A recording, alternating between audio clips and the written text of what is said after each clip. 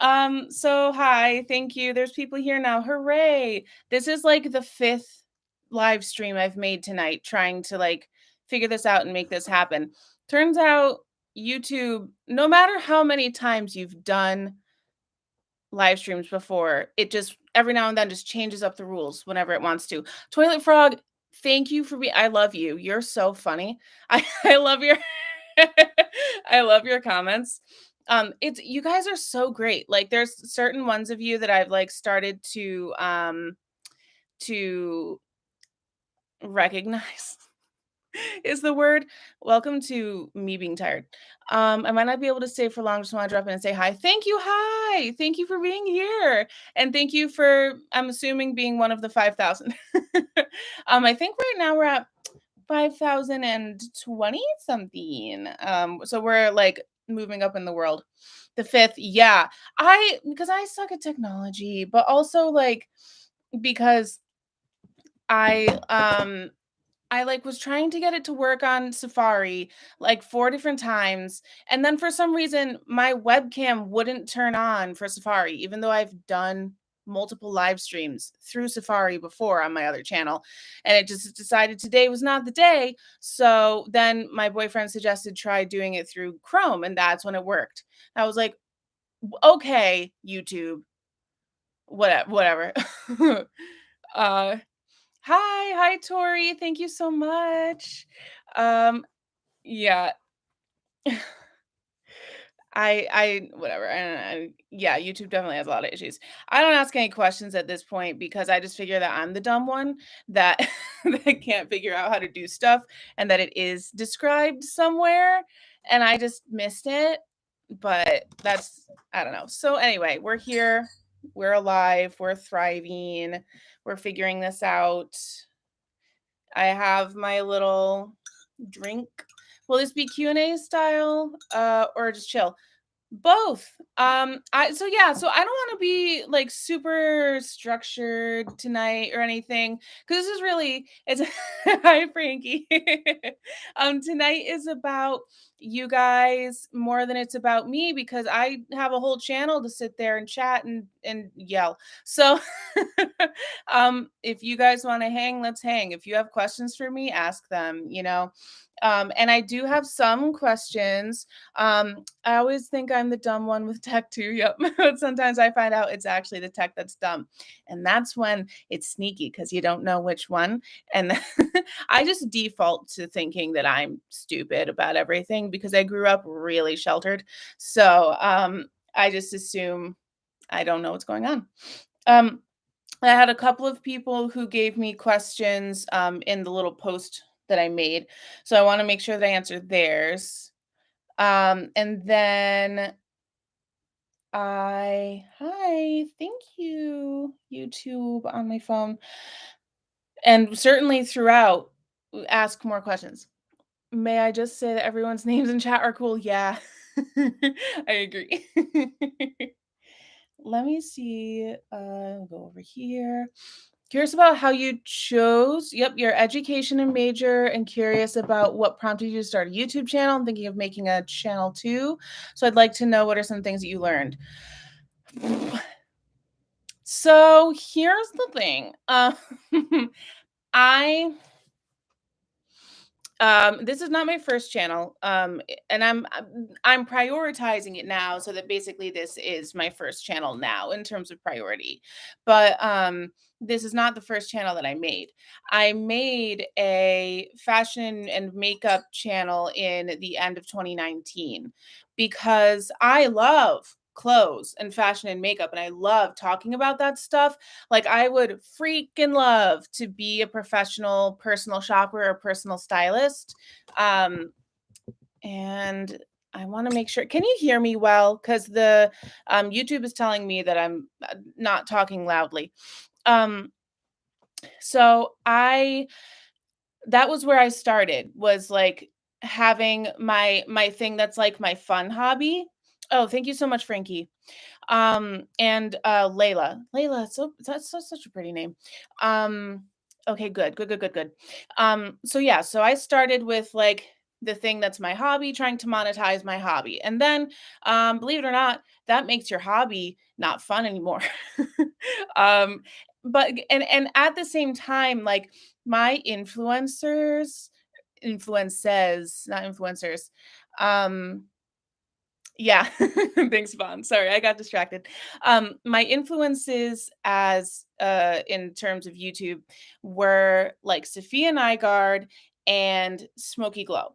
So Sophia Nygaard is very much like review based, but like tons of different stuff. There was a while where she was doing a lot of fashion and makeup stuff, but also she like did this whole series when she went to Japan, whatever. And then Smoky Glow, of course, does that mix of commentary and makeup. And um, yes. I sorry, I'm like reading comments and not saying aloud what I'm reading. Good to think about going into making a channel. Yes, don't want it not to be fun anymore. So that's kind of what I was finding. So when I was on my fashion makeup channel, I was very frustrated and I still am to an extent. I've left that channel dormant since December 23rd.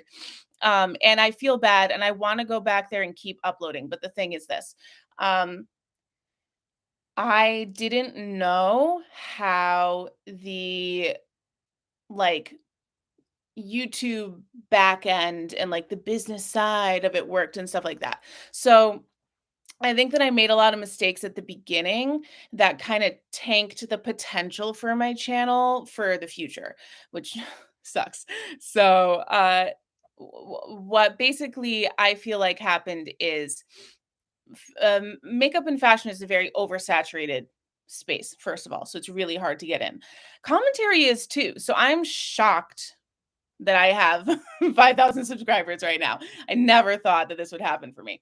And then the um here's what I need to do for the sake of my ADD.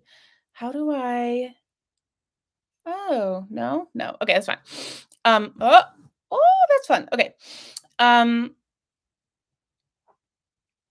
sorry. So you're going to see me in my natural form unedited tonight, which is where I get all the time. Oh, thank you for being here, Layla. We're probably going to stick around for a while, but thank you and have a good night. Um, so yeah, um, I chose a very oversaturated space and I chose to make content that is very niche within that space, which is I'm plus size, tall, and curvy, which should appeal to a decent amount of people, but also I like to talk. And there are a lot of fashion channels where it's just like come on screen wearing an outfit and go like, "This is nice," and then leave and then come back in another outfit. "This is also nice."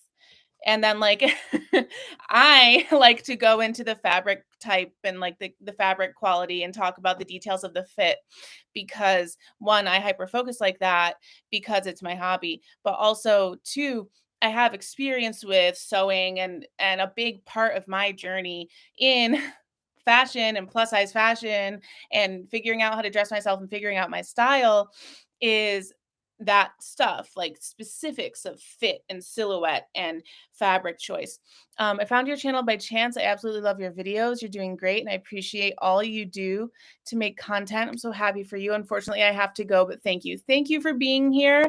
Um, thank you for being here. I'm glad you were able to come for a little while. Um, so basically, I didn't find the audience that was interested in that because at the beginning of my channel, I went about finding like getting subscribers in a way that ended up backfiring, which was I sorry. I held a giveaway at the beginning of my channel to try to get to 1,000 subscribers because I was frustrated with how long it was taking. And the problem is, um, when you're using an incentive as the way to gain subscribers, you gain a lot of dead subscribers who they subscribe, but they don't watch your channel, they don't interact. They just wait around until you do the giveaway and then they don't win the giveaway and then they move on with their lives, which is, I should have known that, but whatever. So that meant that there's a lot of kind of dead weight on that channel that makes YouTube think that I have all these subscribers that don't enjoy my content. Whereas right now on this channel, I have 5,000 subs now. Thank you so much. But a lot of my recent videos have at least 20,000 views. So it's that ratio is what YouTube loves to see. And I was rushing. I was like, I want to make this happen. I can hustle, I can grind, I can just do the work and then it'll happen for me, and it wasn't the case. Also on that channel, I was trying to get like I don't know, I was trying to do a lot of different things on one channel, which I'm a multifaceted human and I like to be able to talk about a lot of things and do a lot of different types of videos, but audiences are into niches right now, so not necessarily um that's not right for a lot of audiences. And then so like when I had like certain types of vlogs, or like if I had the occasional commentary video, it didn't really hit my audience right. And the audience that I did gain, that I kept, my phew, this is where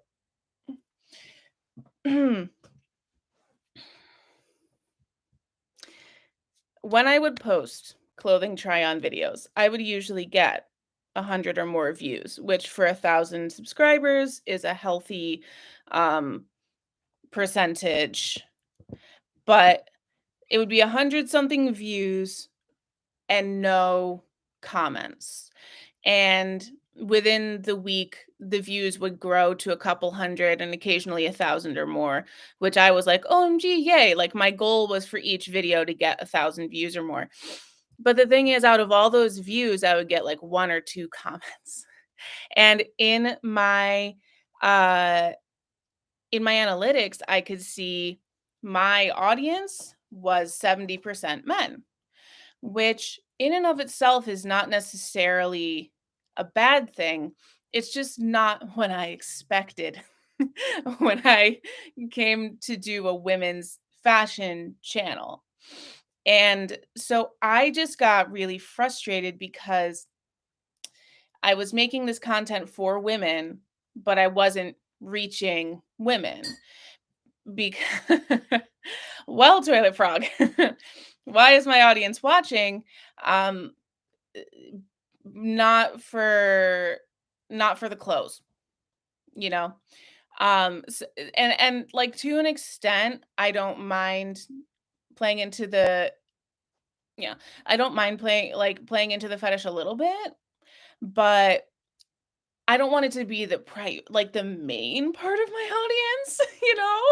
And like there's certainly always the possibility that, you know, a good amount of like that male audience may have been like taller, like men who express their gender more fluidly or more androgynously and want to see like what's good tall people clothes for like dresses and stuff. Right. So, but they can at least comment to boost the algorithm. Yes, thank you. Well, and they do I'm the kind of comments that they would leave were really um you can scroll back through my first channel comments, and there are like I can count on one hand the number of individual like women that I knew that were like my fan base of audience members that I was like, I know that you're here for the fashion and you enjoy my opinion, but all of the other like there are plenty of thirsty comments, but like not enough to help the algorithm. And the things that were being said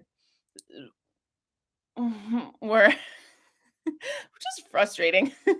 um, um, but clothes, like, why would they not like your style? I don't know. I will, when you're not there for the clothes, when you're there for the person, for the body, it doesn't really matter what the clothes are. Like it's, Love you. Congrats on 5,000. You deserve 50,000 more. Thank you so much. Here's hoping. We'll see. So anyway, just like the moral of the story is like I went about getting that first audience in a weird way. So it led to me getting weird subscribers that weren't actually interested in the content, and then the ones that were interested in the content were interested in it for different reasons than I was interested in it for. And I really struggled to find my people who are the ones like me, like I was describing, who really wanted to like deep dive and talk about the specifics of like the cut of a shirt, and like you can do this cut of shirt but you need this type of fabric for it or else there's not enough give, so that when I actually lift my arm, like like having that thorough discussion about clothes the way that I do about these topics that I talk about on this channel. So and also there were just like things, as much as I was doing fashion videos, I don't watch a lot of fashion content because I feel like it's one of those things where like I know it so well that while I'm watching other fashion YouTubers, I'm kind of sitting there and like commentating on it as if it was my own video and what I would have said if I was wearing that outfit and like my opinion, and instead of like listening to their opinion, like I don't go to other people for fashion advice, like I feel confident about my style and what I like. And so like what I watched to absorb was makeup content and drama content, and so that's what I was like taking in and trying to like with all those thoughts building in the head, I wanted to make videos about that. And when I tried to make it on my other channel, it wouldn't get a lot of views, or if it did get a lot of well, if it got any views at all, it would be about like a plus size fashion drama topic, which believe it or not, it's kind of rare that something like that exists. I think there was a situation with a particular influencer on TikTok that I talked about kind of recently on that channel, and I would talk about when brands discontinued their plus size sections and stuff like that. Because and this is something I wanted to ask you guys about. Like, I can go on for eons about how frustrating being a plus size woman and trying not to be naked is.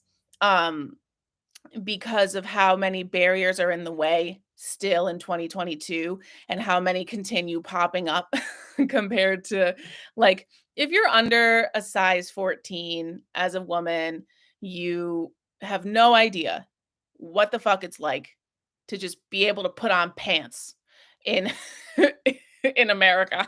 But all that being said, like I wanted a place to talk about things that I cared about and that I was hearing about. So, I started this channel with a video about James Charles, and it's not my best work, but it was a much more like fresh, raw, unscripted. Being bigger than a 12 is hard. Yes, Layla. It's ridiculous. Um, So true. That's why I stopped wearing jeans and get torrid leggings only. Yes. It's so tempting to just like wear only leggings, and I'm feeling myself like falling down that path, and I'm like, but I like different pants more, but leggings are just so easy and so comfy. And I'm really really trying to like still have my style. Here in England, it's not too bad to be on. That's good. I There's a couple of British brands. I like New Look. I ordered from there once for my channel and I like what I got from there. I thank you. The fact that low-rise jeans might be coming back in makes me nauseous. I don't pay attention to what's in or not, to be 100% honest. But if you do, sorry, I have a hair on my lip for 10 minutes. Okay. But yeah, I mean, dress for your body because at the end of the day, nobody cares whether you're wearing what's on trend except for you. You know what I mean? Like when I leave work, I'm not thinking about what my coworkers are wearing and being like, neons are on trend right now, and I didn't see anybody wearing neons. Like, once you're out of high school and college, that shit doesn't matter. But I agree that like there's a whole I think there's a whole conversation about sizeism to be had just around the topic of low-rise jeans. But I'm not gonna get into it. But like that's what I mean. Like, if you guys are okay with it, I will do some this is what I mean with like lighter topics that are important to talk about, but are not like criminal behavior that I could talk about on this channel. Stuff like why is why is it so hard not to be naked, and uh why are people closing down their plus size departments, and like all of this other stuff. Let me catch up on comments. How do you only have 5K? I'm doing my best, man. I'm new here. That's why I'm trying. I'm sorry I'm late. Don't worry, Daphne. I was late. I set up a bunch of stuff wrong, and so it's don't worry, you did not miss much. Next next is the one for jeans. Is next a brand? Because I will look into that if that's the case. Low rise jeans and pencil thin. I can't do my now, I mean, I certainly fill in my brows, but I can't do pencil thin. It doesn't exist on my face. Um, I hate fast fashion, and I hate how most accessible fashion above size 12 is either trash or non-existent, or it's fast fashion. That's the hard part. So everybody was asking me about my shirt in the last video, the Van Gogh shirt. And I felt bad recommending it because it's a fast fashion shirt, and I'm trying my damnedest not to buy a bunch of fast fashion, but I really, really wanted I wanted I wanted a couple of mesh shirts because I like the turtleneck look on me, but summer is coming, and I couldn't find them in the in my sizes outside of fast fashion. And actually I ordered that shirt through Walmart, but then it came in Shein packaging. So I was like, "Thank you. Why are you forcing me to buy from a company that I didn't even think I was buying from, that I'm trying really hard not to buy from anymore?" Not and Walmart is also fast fashion, I get that, but it was just very annoying. Um, okay, that's not okay and makes no sense from a capitalistic standpoint, that fucking too. I love wearing unique and eclectic androgynous fashion. I do too. High school me could never. High school me watched TLC's What Not to Wear and dressed in wide leg trousers from Lane Bryant as a 17-year-old. And there were definitely freshmen who thought I was a teacher, and I get it. I I found myself a lot in college. Um, okay. Next is a brand. Thank you, Frankie. Um, Next is a British brand. Thank you. I would watch some fashion commentary from you. Thank you, because I think it's on the list. Um, if you keep and or repair your clothes, I think it stops being fast fashion. I I think I know what you're saying, and I agree. I think. Okay. I might be misreading it. And yeah, I don't follow eyebrow print trends or pointless. Yes. If you buy secondhand, yes, yes, yes. You're not giving the company money. You're cool. I like I like Goodwill. I definitely I got this from Poshmark. I do a lot of shopping on Poshmark too, but that's what's fucking frustrating too, is when you're buying from online, you have to have such an in-depth knowledge of how clothes fit you, especially if you're buying from somewhere like Poshmark or eBay or like these independent sellers who I would rather honestly give my money to a seller on Poshmark than to these corporations that don't give a shit about me. But I um what did I say? But when you're shopping on Poshmark, like I have a huge, thick, dense file folder in my brain of all the different brands, how they fit me, what sizes I fit, And like during the past year, I've gained a lot of weight. So, like, now that I've gained this much weight in this brand, what size would I be? Now that I've gained this much weight in this brand, what size would I be? What size would the top of me be? What size would my hips fit? What size bra would I wear? Like, that's constantly in like the head. And when you're shopping online on Poshmark, like, it's not just like a simple returns process. You have to resell the item. There's not like a return process with Poshmark. So it's like it's a great website because you can find access to so many things that you wouldn't find other places necessarily. But then there's like, shit, I have this item. It doesn't fit me the way I thought it would, or it's not the right fabric for me, or for whatever other reason it doesn't work. Now what? do I do I resell it myself now? That's a pain in the ass. Or do I, like, I guess, give it away to Goodwill, or something? And Goodwill has problems. I try my best to find other thrift stores besides Goodwill, but yeah, so it's just like, as much as everybody doesn't like fat bodies and wants us to be covered up and hidden, they also make it really hard for us to find clothes. So you got to pick one. Okay. You know what I mean? Like, provide us with clothes so we're not naked all the time, or be fine with seeing our bodies, like, anyway. I want to learn to sew. I used to sew more when I was in school for theater, and I worked in the costume shop. I know how to sew. I don't like getting out my sewing machine because it's old as hell, but it's a good skill to have. Buying clothes secondhand is great. I can't afford even like, yeah, Walmart level clothes. Secondhand is a lifesaver. Yeah, I'm really happy because I found out in my the town a couple towns over from where I live, they opened up a thrift store where everything is a dollar. And I'm like, that's the point of thrift stores. Like, that's what it's supposed to be. Freaking Goodwill raising their prices because places like Poshmark exist now.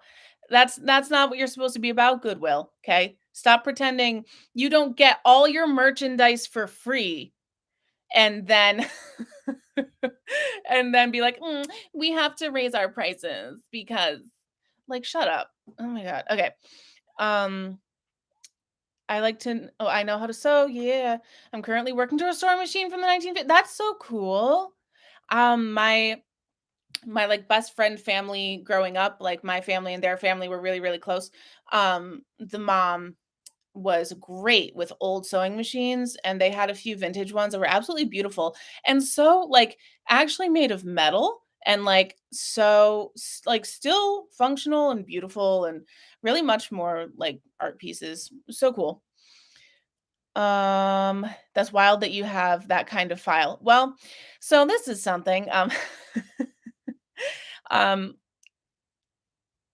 It's a mental health thing. I'm in a diagnostic process. There's a chance that I'm on the spectrum.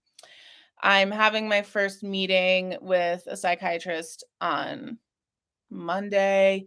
And so, like, to me, that kind of file folder is one of those things that um makes sense for me as, like, well, either it's an ADHD hyperfocus thing, or it's an autism special interest thing.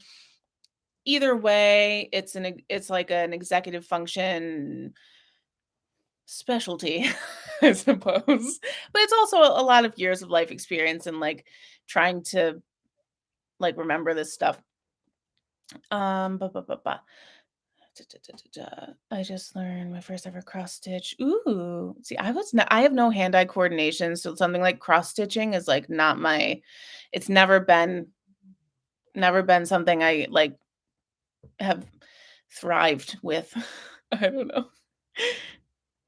Ah, tiny, tiny mountain village. That's a beautiful place to live. Yes, garage sale prices. I love that. Okay. I feel like I'm caught up on comments.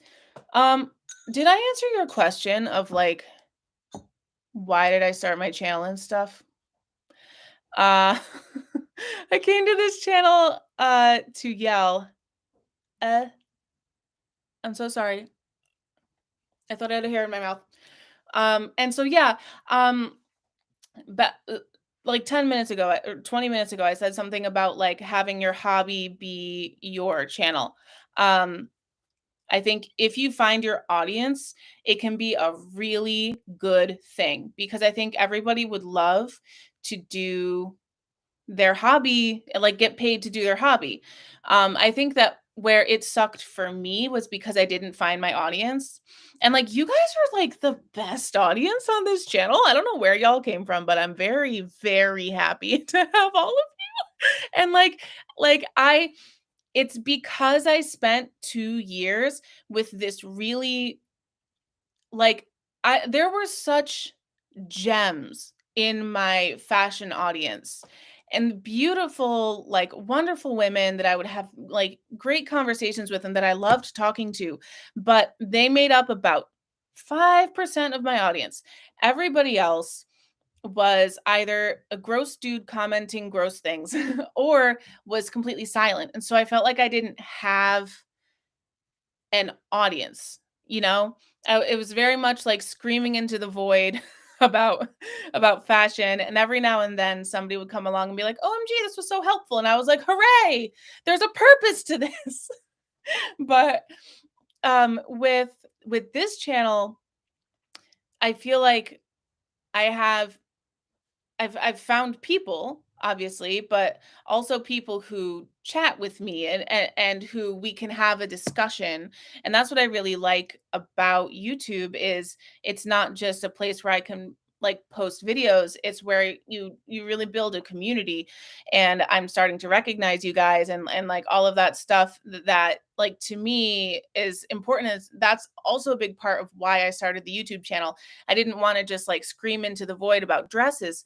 I wanted to talk with people about about about their experiences and like I wanted to review the brands that people wanted to hear about, not just whatever was in my local area. So I'm really happy that I have an audience here, and so like I'm really really grateful to hit 5K because it's more kind of significant on this channel than on the other channel in a way. It's like it's a different relationship with the audience kind of, although I'm trying to avoid the whole like parasocial pressure. We're about to talk in the next James Charles video a lot about parasocial relationships and how those can be highly toxic, so I'm definitely learning from that and trying not to establish any of that shit. um XRYXIX. I don't know how to say your name, but I am reading your comment. Hey, congrats, and I appreciate how mindful people are here. Yes, we have a very mindful audience. That's the other thing I'm like super happy about. You guys are very cool and like smart. It's really nice to talk to smart people. I appreciate the nuance of genuinely wanting people to be held accountable for their actions and yeah, talks of whatever comes to mind. Love it. Love it. Same. I was pretty annoyed and stressed with people like Shane and James trying to creep their way back into mainstream and felt like not enough people were talking about it. Oh, hi, Chadwick. I know commenting is super important in engagement. I just find it hard with anxiety to feel comfy with it, especially with that parasocial aspects you just mentioned. Yeah, I get it. I honestly, as a YouTube watcher, I am much more of a lurker than I am a commenter. I think because I always get worried about I just don't want to start fights with anybody in the comments. I you know, always remember you don't owe us anything. Oh, you guys, see, this is what I mean. You guys are nice. And vice versa to anyone finding themselves in a parasocial relationship. Yes, and amen. We're internet strangers.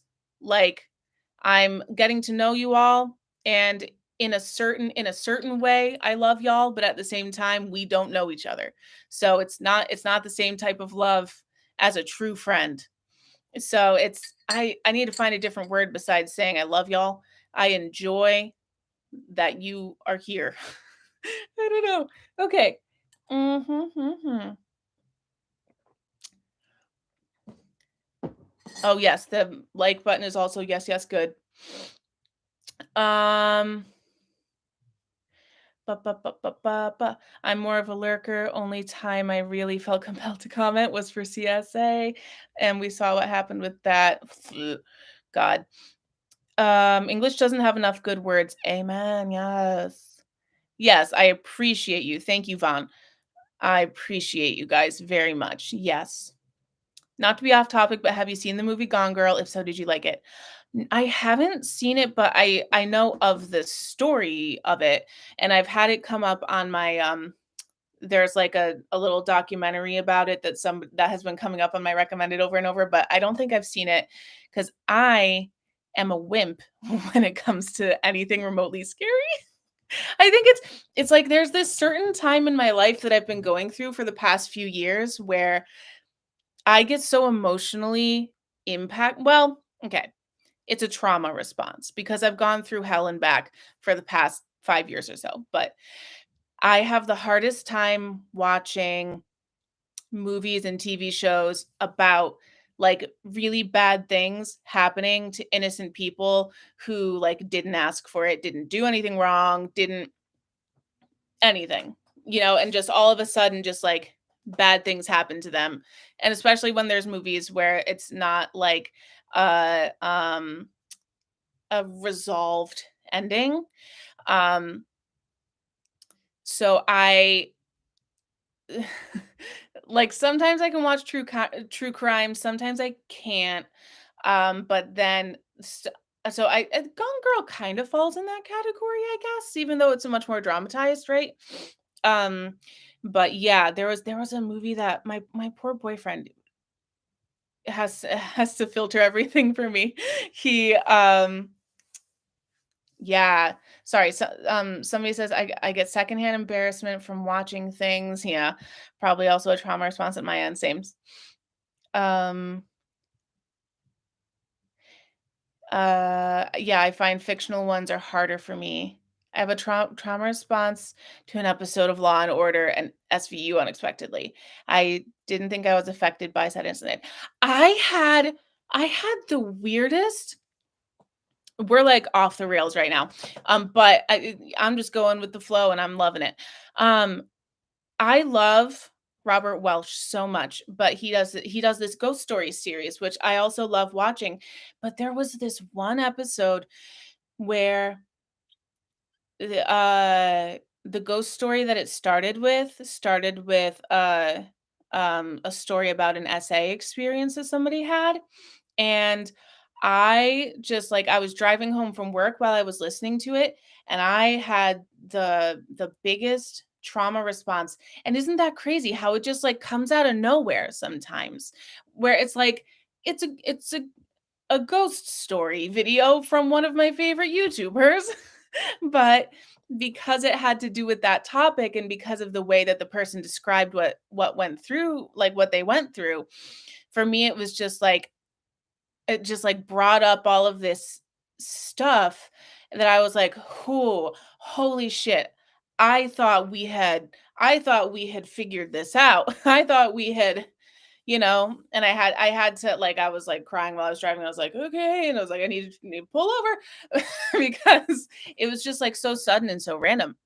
Um, so it's just like somebody uh Smokey Glow and her friend David have their own podcast, and they were talking about trauma responses, and they were saying it was in I think it was a video where they were responding to "Am I the asshole" on Reddit, and one of the stories that they were responding to had something to do with trauma responses, and they were like, yeah, everybody's trauma response is valid, and you are doing just fine, and you are healing, and you'll be you'll be like in a better place when you get through this at your own rate. You are doing fine. And I was like, yes, mantra. I need to hear it in their voices because it's like you don't think sorry, I keep getting this hair in my mouth. Ah, you don't think about how stuff happens sometimes. And it helps to just like hear people say things like that probably feel like that should be obvious, that like I shouldn't judge my own trauma response. But hearing somebody else say it outside my own head, it's like, yes, right. I'm not alone thinking that that's a thing that's good, you know? Okay. All right. Let me scroll back up a little bit. Let me see what's going on. How do you get over the fear of being on camera while being plus sized? My husband is encouraging me to do my sewing on YouTube. Yes, but I don't have a lot of confidence in my own skin.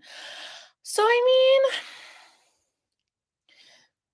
part of it is other people don't see you the way that you see you.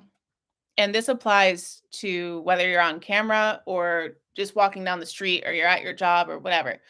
Um like I I just did it because I okay, well first of all, I've been on sorry. Whoop. Um I was never really afraid because I went to school for musical theater, and so there's certainly a part of me that has a performance kind of um not gene, but like I enjoy um talking to people, you know. And so like that was kind of how I decided to see it, was like it's not so much me like putting on a show or like entertaining people as much as it's me talking to people about these clothes. And the focus of the video is more on the clothing, it's not on me, you know. It's not about like let's all gaze at my arm fat, you know, it's about look at the sleeve, right? So like what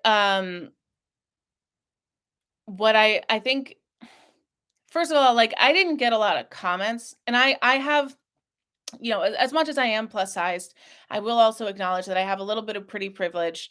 So because I don't know how I was born with like what is considered a commercially attractive face. And I realized during college, while I was in school for musical theater, I had no idea before I went to college that I was pretty. And when I went to college, I only learned that I was pretty when I was crash dieting and lost a bunch of weight. And so then once it clicked in my head that I was like, oh, people think I'm pretty. That's nice.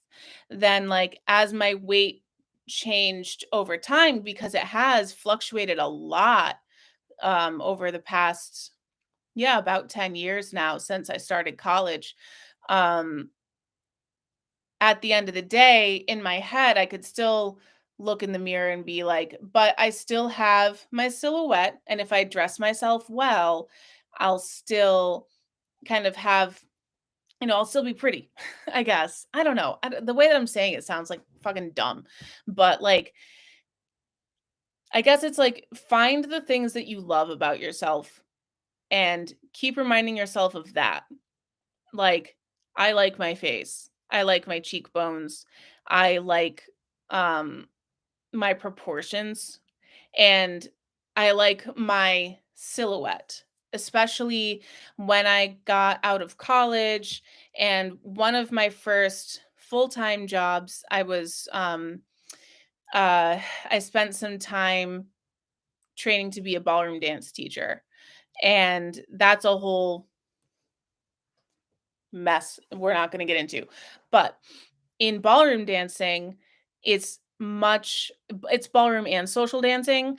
Um all of the like I think that there's a lot of like white European fear of having hips, but when you get into ballroom dancing and social dancing and you get into Latin dancing, hips are a very good thing, and I've always had hips.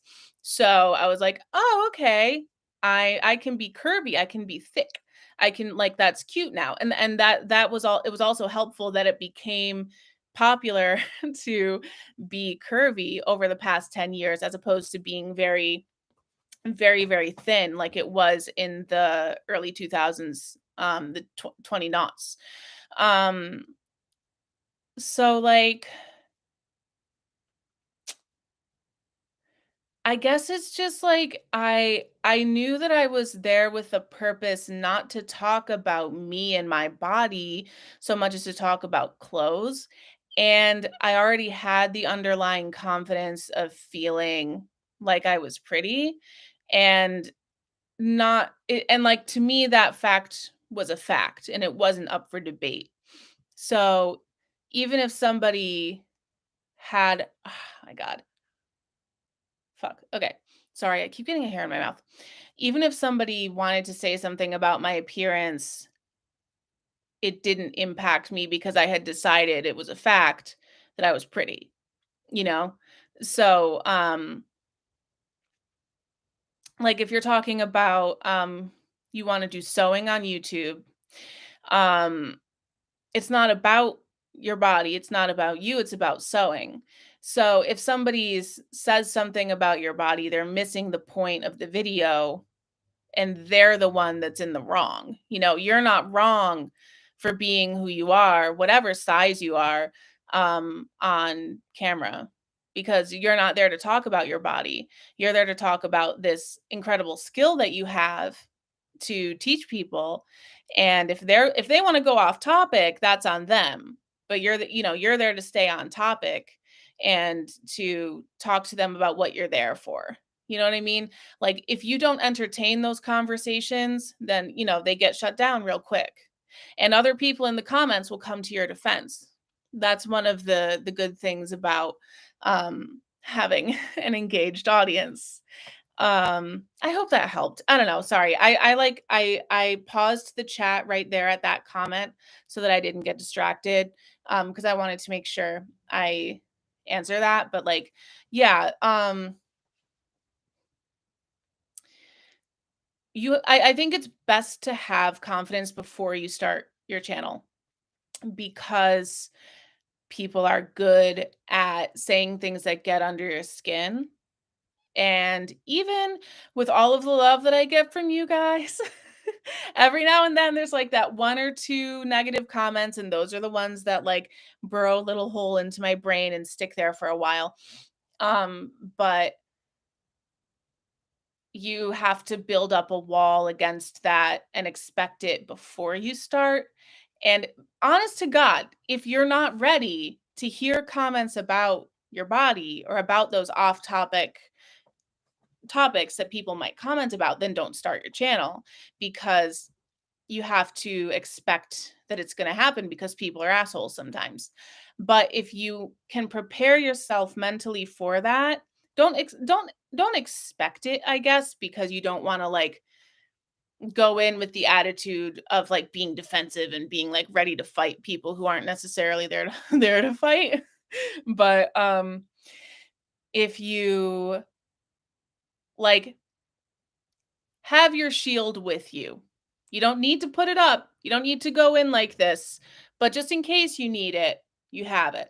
You know what I mean? But if you don't have a shield yet, then you don't want to go into battle.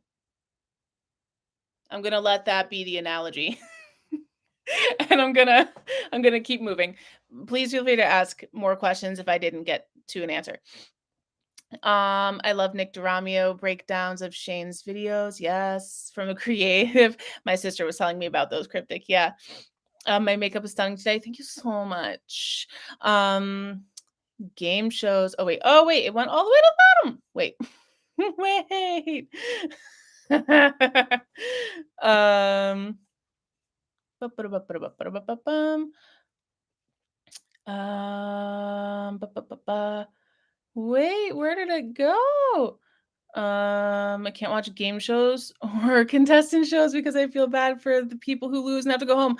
There's a couple heartbreaking episodes of Deal or No Deal. Oh my god. Yeah, because they make you feel so emotionally invested in like the charity work that this person does and how great of a person they are. And then you watch them walk away with a suitcase of like 10 cents and you're like, why didn't you take the deal? Yeah. Poor acting on SVU. Yes. Yeah. Yeah. I'd like okay, I love some I hope you're able to continue watching that YouTuber without being reminded of that. Yes, Squidiot, first of all, great name. Um, yes, so that's it, is I have that, we're going back to the Robert Welsh episode, with the ghost story that was triggering me.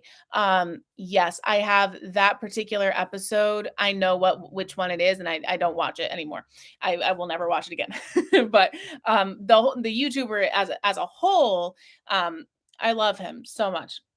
Um, when other people's trauma responses trigger your trauma response, and neither one can untrauma the trauma because you're triggered. Yeah. Ah. Um, when I have a trauma response to a piece of media, I get like fixated and start watching and listening on repeat. It doesn't happen often because I'm like low empathy. That's very interesting. I'd love to watch Smokey and David's podcast. Yes, because they seem to have a great friendship. Yes. But as someone who is gay and lives in the city, the degree of relation is a little too in the same city. Oh, that's interesting.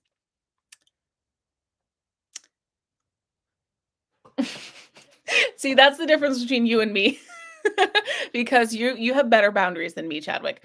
I'll just go ahead and say that because and that's something I need to work on about myself. But I would be, like, so fascinated to watch the channel because of that. But that's bad. I shouldn't do that. So you're good. The self-control, everybody appreciate Chadwick's self-control. Um, it's, like, crazy to me when it does happen. I'm like, "Damn, what was that?" Yep, yep, yep, yep. Um, I I did Cryptic, I did have that happen a little bit when I was a teenager. What you're talking about with, like, rewatching the thing that traumatizes you or, triggers, like, a trauma response. When I was a teenager, I feel like that happened with me. I don't get it either, but you're right that I think it's for me with that kinda stuff when I was a kid, it was like I didn't understand the thing. And so I had to keep rewatching it because I was trying to understand why somebody would do such a mean thing to another person. And similarly, why they would do it to me. But, I don't know. I'm no psychiatrist. I'm no psychologist. I can understand the performance air facade because I do that too. Yep, except for me, I always put on a show. I'd never be Toy the frog. I would never be focusing on someone's fat arm like your example. If anything, I would only focus on my own arm. I would think with most people, they focus on their perception of themselves. It's easier said than done. I didn't make a channel yet, and I'm talking as a frog online.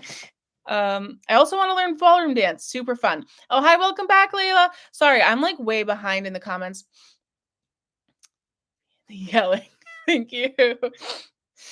Um, I love the explanation. Okay, thank you so much. Seemed simple. Oh boy, I'm late. I'm not late. I'm like behind. Okay. I'm sorry. I'm stressing out. I'm like way behind you guys in the comments. Um, well, if anybody does watch Gone Girl, I will. Yep, yep, yep. It's me. For me, it's more about people roasting my know-how for starting a channel. Like if I'm factually wrong, but anti-science will bother me as a science channel.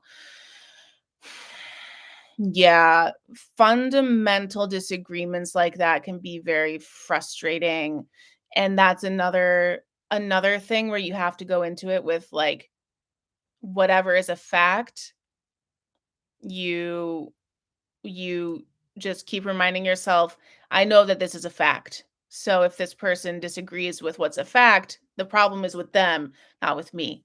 You know what I mean? Ooh, lighthearted question. I'm sorry, Layla. I have a hard time with being lighthearted. So thank you guys when you throw in like let's lighten it up. That's a good reminder for me. Thank you. My favorite pizza topping is pepperoni always and sausage. Um oh hey Moxie, hey Babylon, hey Katie. Ba-ba-da-ba-ba-da-ba-ba. Just watch the Bake Off, no real prize, just a wholesome competition. I love the British Bake Off and all the baking shows. Um, okay, I think I'm gonna skip. Yeah, I think I'm okay skipping down now. Okay. Um, I love hearing you talk, but I have to go. I hope you upload this later. Yes, the chat will be on the channel, so you can rewatch it later. Thank you, Daphne. Okay. Can catch up when you do. It's a solid amount of text, so I'll wait until you get to him. It's perfectly fine. Hi. Congrats on 5,000. Thank you, Haley. Okay. All right. I'm catched up on I'm caught up on chat. Thank you guys. Sorry. Um so hi. I'm with you in the moment now. I'm not looking at old past texts. You guys are great. Like super fun. Yes, my favorite pizza is pepperoni, but I like pan pizza and I like a soft crust because I'm weird. Oh, thank you, Toilet Frog. Have a good night. Opinion on it's a trauma response when doing something problematic. Miss Layla, let's talk about something light and fun like pizza and trauma responses. I'm joking. Okay. Um it's a trauma response when you're doing something problematic. Here's the thing. Okay. One of the first videos I want to do when I'm done with uh oh, thank you, Layla. One of the first videos I want to do when I'm done with the James Charles series is an op- is like an opinion piece basically where it's not about a particular situation or anything, but it's more about a concept. And the concept has to kind of do with this where like for me, right? And I can only speak for myself. I am a person who has changed radically in my life. And as a result, I have had to really dig into the concept of forgiveness and grace. And I give people a lot more forgiveness and grace than other people might give them. And so, like, if I know that somebody is doing something problematic because it's a trauma response, I am much more likely to be gracious about that thing than uh maybe somebody else would be. And I also understand that part of that is like a little bit of me having bad boundaries and me knowing that like I'm choosing to be nicer to them than they might deserve. But it's like you have to choose what it's part of like choosing what kind of person you want to be. Um, you know what I mean? Like I have made the choice with my personality to like give people the chances and the grace and the understanding that I wish that they had given me. Um Oh, we could talk about these in a second. They're from Torrid, and I've never worn them because they're covered in glitter. And when I was in the store, I was like, these are super cute. And then I was like, wait a minute, how does the glitter stay on? And then I got scared about wearing them out and stepping in a puddle. And because I didn't want the glitter to come off. No, it's okay, Dana. I'll get back there. Don't worry. It's my fault. Um, ADHD, don't worry. So this is what I mean with like it's the type of person that you choose to be. And I'm making a choice to be the type of person that maybe other people wouldn't choose to be because it takes a lot of emotional energy. from me.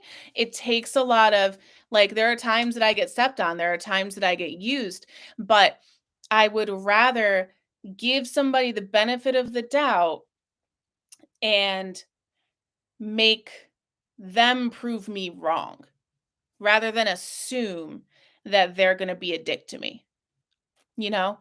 Like, I would rather be positive, I would rather be optimistic, I would rather give people the benefit of the doubt and make them have to be the bad person to earn my distrust. But I know that that's not how a lot of people think. And a lot of people don't get hurt as much as I do.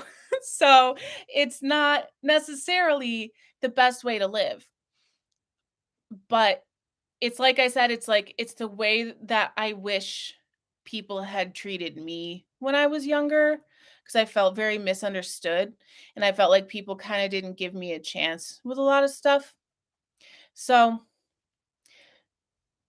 ooh, my username slash motto for everything in life is Savage Optimist for those exact reasons. Yeah, that's a really good that's a good, like, way of putting it, is like I it's just because that's more exhausting to me to, like, live in fear and, like, live suspicious of people and, like, live in that way of, like, putting negativity into situations where there's not necessarily negativity.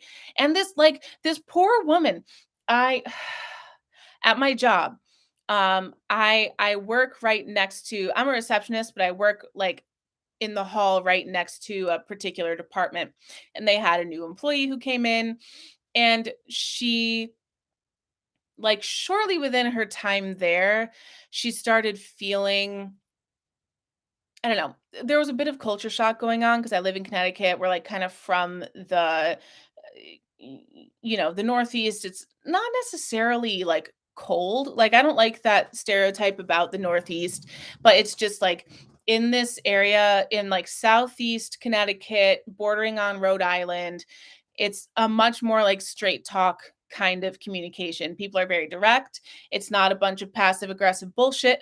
People say what they think and they mean, say what I mean and mean what I say kind of people. And this employee in the other department had come from the South, and she, even, like, listening to the types of, like, shows that she would, like, watch on her lunch break and stuff, she was very much into this culture of, like, everything that everybody says has this secret second motive and, like, this, like, underhanded, like, secret stuff. And so I think that that was kind of, like, so in her head that when very small things started happening at work, it became very it became blown up in her mind to be a much bigger, like, thing than what it really was. And so it led to her having problems with people at work who were not trying to have problems with her. They were just being who they were, very, like, honest, straightforward people, but not mean. It was stuff like, for example, I was working with that department in, like, on a particular project. I was done with my piece earlier than her. Okay. My supervisor came in, collected my work from me, and then I was going to go for the day. So she said, "Goodbye, Hannah." And then she went back to her office, and I grabbed my stuff to leave. And she said, well, because I had been telling her, I think that she was, that, like, I think there was stuff that she thought was rude that people weren't intending to be rude. And so she was saying to me, "Well, she didn't say goodbye to me just now." And I was like, "No, she didn't." But I'm the one who's leaving for the day. You're still here. She's still in her office. I don't think that she, like, meant anything by not saying goodbye to you.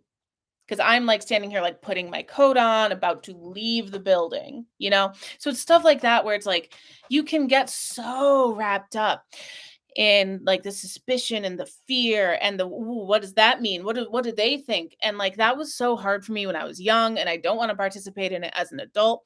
And I love somebody said in the comments, yeah, Katie, I do so much better with blunt people. Yes, my husband is incredibly literal, and I think that's why we fit. No anxiety. Yes, and amen. The anxiety disorder within me, the potential autism within me, awaiting diagnosis. I'm going through a process. We'll see.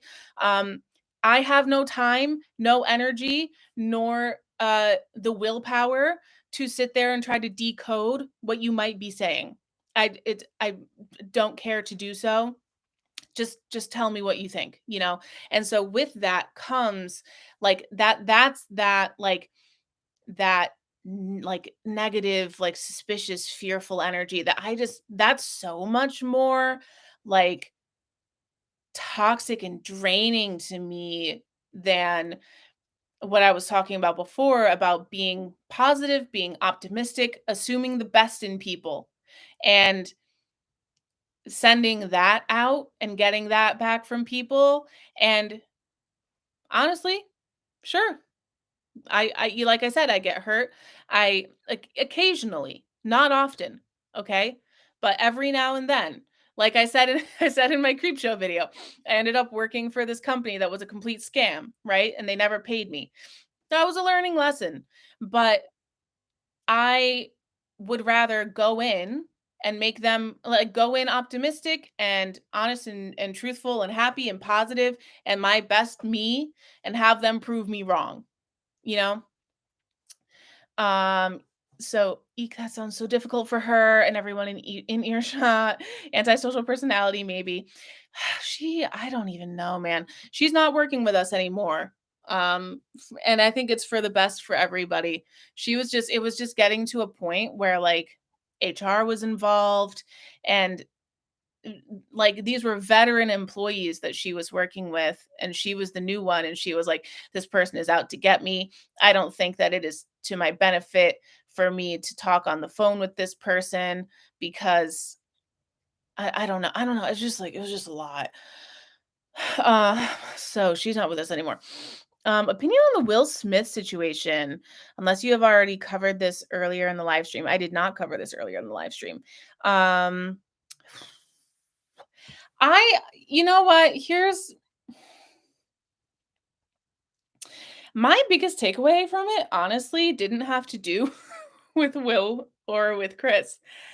Well, it did a little bit, but like it had to do more with Jada. And what I was just talking about with that like underhanded, like secret, like, ooh, she did this, she did that, whatever. I saw this post that somebody shared on social media where like because if you watch that whole moment take place, Chris Rock makes the joke. Jada looks visibly unhappy with it. But at first Will is laughing and then like he looks at her and his demeanor changes. And people like made this post where they were like, "Ooh, Jada set him up. Jada like insulted him as a man or like made like this was all supposition, right? Like they were saying like I bet she told him he wasn't a man or like she made him feel like shit because he didn't defend her basically. And so that's what motivated him to go so boldly to defend her. But I first of all, conspiracy theory like shut up. But they were like, yeah, yeah, yeah, she is the manipulative devil, which I don't agree. Like, to me, I think that that's a huge leap to have that opinion about Jada. She was upset because somebody made a joke about her hair loss, which was a result of alopecia. She has a right to not feel great about that kind of joke. Um, as for Will, my biggest problem was this rhetoric of him needing to get up and defend her, and then he goes and sits back down and he says, like, get my wife's name out of your fucking mouth. And it felt very old school sexist to me and very ownership of Jada and very like as if Jada couldn't stand up for herself, as if Jada, mind you, who is not some like dumb, sweet, innocent lamb. Like she's a badass bitch, right? It's Jada. Um he he did it in such a way that was so like you insulting my wife insulted me. So I have to get up here because you broke my toy. Like you you hurt like I need to come fix my my thing that you broke. And like that I hated that part about it. Um because it's like I get that there is this old school chivalry, I guess chivalry is kind of the word. Um but I feel like it was misplaced. And I think that there were many options that could have been taken where Will could have made a point or Jada could have made a point without getting violent. But and I also think Chris had a responsibility to do a little bit of research before making that joke because if a woman is very suddenly losing a lot of hair, something to just make sure before you make the joke. I think, or certainly, I would think that Chris has a team of people. Like he didn't run those jokes by anybody. There wasn't a dress rehearsal. There wasn't anything. He must have practiced that set at some point. Like nobody else knew that she had alopecia. I don't know. I don't know. I mean, maybe nobody knew. I don't know. But so yeah, I just like I don't like that people were blaming Jada. I don't like that people were well, I mean, I don't like that Will had this very like toxic masculinity, like ownership thing in his attitude when he did it. I don't like that the violence happened. And I don't like that I feel like other people are comparing this situation to other bad shit that's happened at the Oscars before, and the consequences for those people were not as like as heavy as they're going on Will now. And it's hard because like they should have been heavy on those people in the past, but now is a different time. So people are just like more aware now in general. So that makes sense is why they would I'll get there. Um now they're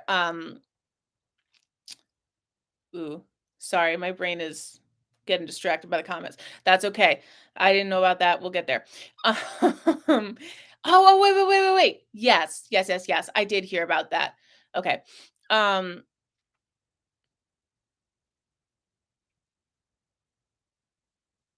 I definitely lost it this time. I think I'm repeating myself though. So whatever I said there that I forgot, refer back to what I already said. um, I'm just trying to summarize now. The consequences. Yeah, the consequences for Will seem a little bit harder, which is tough because we live in a time that's just like more aware now. So you kind of expect consequences to actually happen now that might not have happened before. Um, but it still kind of sucks that he does end up getting it a little tougher because it seems racial because he's black and other offenders were white. So it's like it's tough. Yeah, all around not good. I think end of the day, moral of the story, there is no like there's no reason that it had to be violent. And there are many, many, many ways that Will and or Jada could have like clapped back at Chris without hitting him in the face. And, so that's, and I don't think that's a very unpopular opinion either. I'm not really breaking any news here, but, you know, I think the thing that was the grossest to me was Will with the keep my wife's name out of your fucking mouth. Just like the way that he said it, I was like, ew, she's not your what? She doesn't like belong to you. Like, I don't know. It just felt very, I don't know. Ugh, I didn't like it at all. Okay. I want to feel free to keep chatting. Hold on, let me see. Uh yeah, the weird masculinity. Yep, yep, yep. I would have been so embarrassed if that was my partner. I told my boyfriend the same thing. I was like, please don't tell me that you've ever thought about doing that kind of thing because I would hate it. Please don't. Um, I'm not gonna go into the thing with the 23-year-old guy. Do you like that? Did I like the outfits at the Oscars? Yeah, like I'm not my style is not award show style. Um, like everything that everybody likes is not what I like. Because I like a very boho vintage kind of style. So all of the outfits that are very bright and colorful and glam and sexy and glitzy and bejeweled and all of that is never really my taste. So it's almost like for me talking about award show style is kind of pointless because I hate all of it because it's not my personal style, you know what I mean? I'm sure that they were good outfits. They're just not my style, you know? So I refrain from commenting on formal wear. As much as I have a fashion channel, I talk about my style on the fashion channel, and I guess my only comment is that it none of that is my style. Um but yeah, that's all I got. There was probably one or two outfits. I don't pay attention to the fashion of red carpet stuff just because I'm like, oh, you're a rich person wearing a fancy dress. Great. I don't know. It's like uh, good for you. I don't know. It's just funny. Fast fashion, Shein opinion if you'd like. I'm trying to get away from it, but we talked about this a little bit earlier on where it's hard being plus size because a lot of the options that do actually exist for us are fast fashion. It's like either it's fast fashion or you're spending $50 for a t-shirt. And it's like we got to find some middle ground somewhere, guys. it's it's tough. Plus but I was saying toward the beginning, it was during the time then you were gone, Layla. If you watch back and see the whole section where you were gone, we were talking about fashion a lot during then. And that's when I was talking about that and talking about the frustration of being plus sized and having people hate your body, but also not provide clothes so you can cover it. Um Yeah, yeah, yeah, a red dress at the Oscars, groundbreaking. Yeah. Amy Schumer had an objectively ugly dress. I didn't even see I didn't even look. This is the thing, is this is how much I, don't really pay attention to award show fashion. Um, a lot of plus size pieces look like literal potato sacks. Yes, with awful gaudy prints on them. And the thing is, I do love a long and flowy, but potato sack is a different kind of long and flowy, and yeah, it's complicated. I want to look at some questions that people asked me in my comments on the post where I was saying people could ask questions. Uh,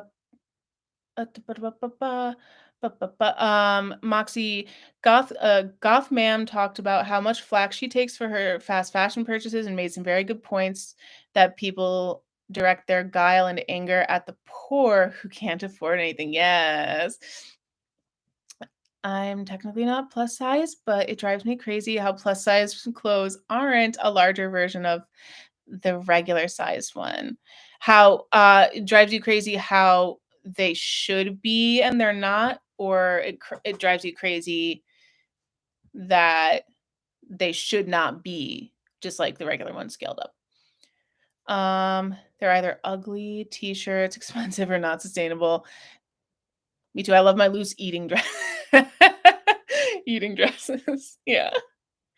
Um, Somebody asked me about doing true crime. I don't think that I would be good for doing true crime just because I was talking about this earlier with I don't I don't like stories where just like absolutely innocent people have absolutely terrible things happen to them.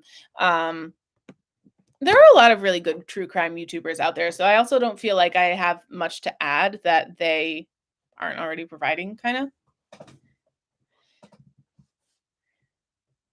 Oh, that they should be. Oh, okay, so you're frustrated that plus size clothes should be a larger version of the, like, regular size one, like, the proportions should stay the same. Yeah. The fit of plus size tops and dresses are so frumpy sometimes. Yes, yes. Yeah. It's tough. I I th This is where, like, my brain wants to, like, go on another rant about about the very detailed specifics of, like, fabric and clothing structure and stuff, but let me just say, like, I think that, when you have a plus size body that you're designing for, there are some slightly different things that you have to take into account with proportions, but you can either choose to embrace that and make something that still looks good on the different proportions. Or you can do what a lot of people do and take like the easy route and just make something fucking ugly and be like, "Well, this is what we wanted to do. So suck it up and wear it cuz this is all we're going to sell you." And it's a thrill and a half. It's getting better nowadays, but I was talking with my sister about this where like um hold the phone. I'm trying to navigate and talk at the same time, and it's 0% working for me. Okay. Hmm? Okay. Um, I feel like what happens right now with plus size fashion is like if you're a plus size lady, it's like a really like, you live in a really good area if there are, like, 4 or 5 stores in your vicinity that you can go shop at. Like, that's, like, gold mine. Like, you have a Lane Bryant and a Torrid and a department store and, like, maybe an Ashley Stewart if you live in the South. Like, woo, you've got so many options. Whereas if you're, like, more of, like, a quote, unquote, "average sized woman," if you're, like, up to a size 12, um, if you only had 4 stores in your area, you would riot. And then, like, in my area, for example, they took away the Torrid that was near us. They took away the Macy's that was near us. First, they just took away the plus size section, and then they took away the whole store. And now there is 1 Lane Bryant. The nearest Torrid in either direction is an hour drive. Um, and genuinely, for plus size stores, I mean, there's like the plus size department at Target or like JCPenney, but for in-person shopping, It's like just Lane Bryant. Oh, no, no, no, no, no, just kidding. They took away the Torrid, but then they just opened a new Torrid near us. Oh, thank you, Chadwick. Ooh, you work late, Chadwick. Have a good night.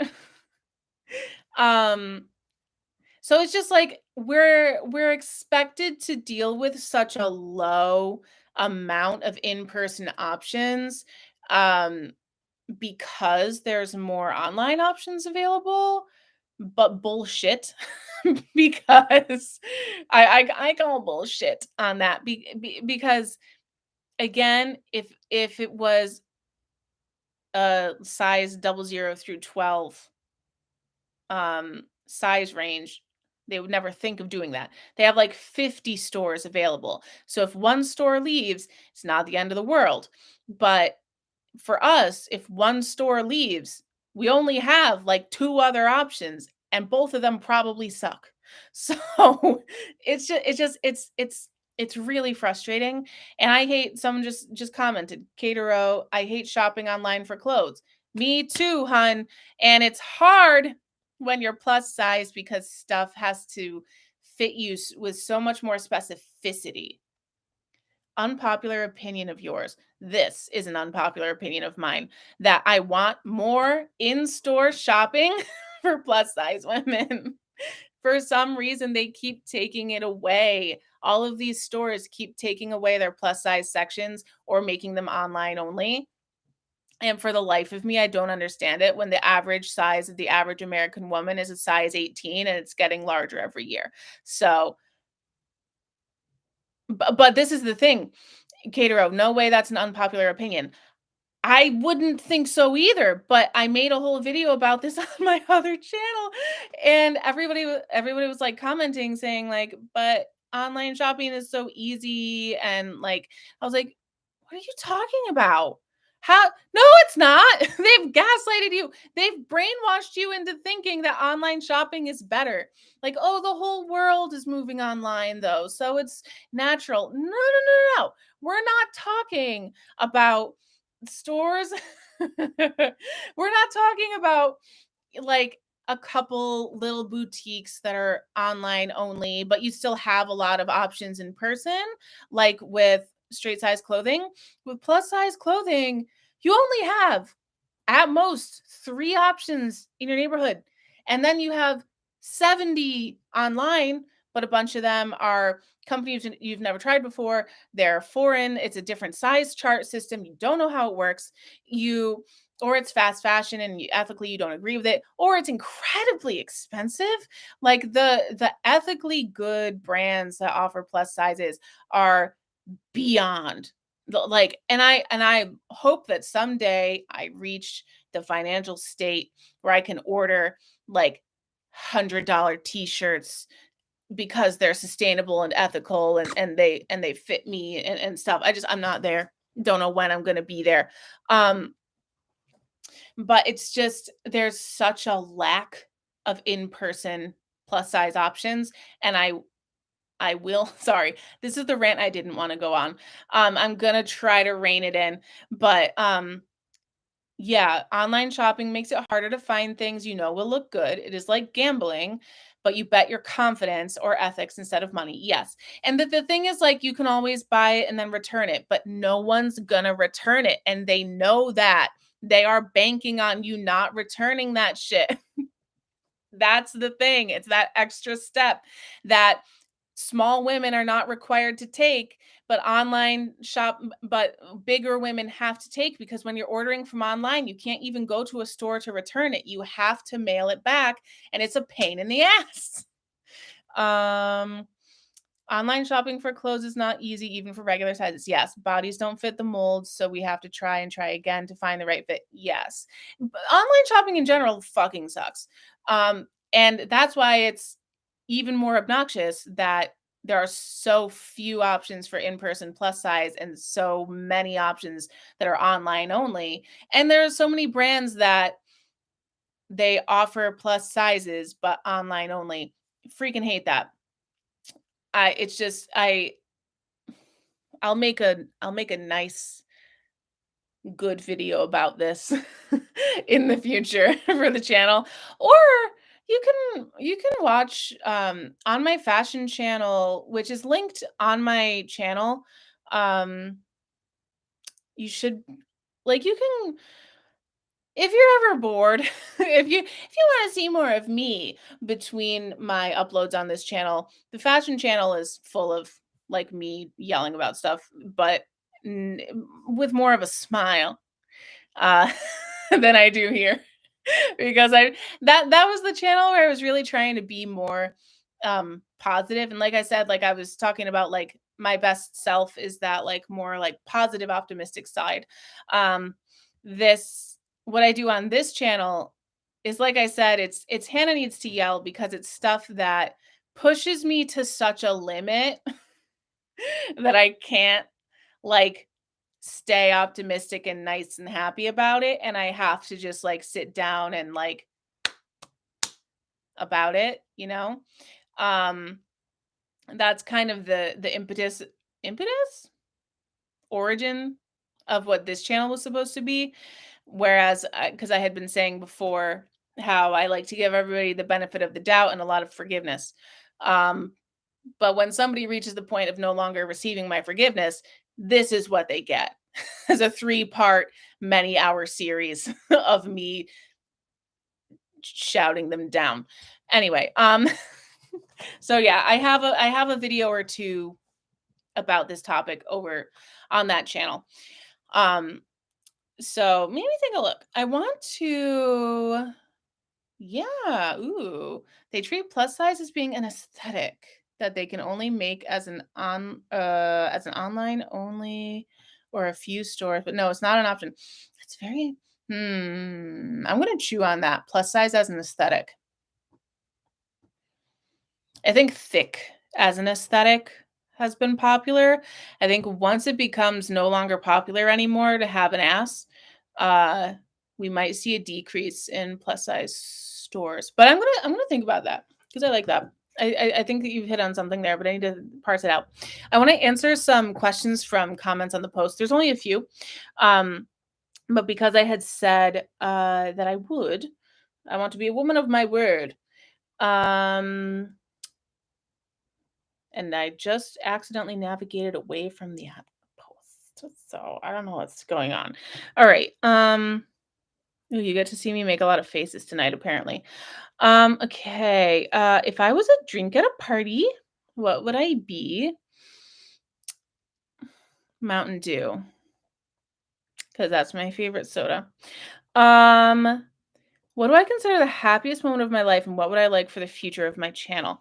So for the future of this channel, I would love to do this as a job, and I would like to find ways to make ways to make this more sustainable for me, because so far the the giant videos I've been putting out have been labors of love, but definitely labors, and I'm trying to, like, I feel like all the work that I put into them is needed. And a lot of times it feels like a lot more work than it is, just because of how much I'm balancing it with. And like, if I had more time on my hands, it wouldn't be as hard to get it done faster.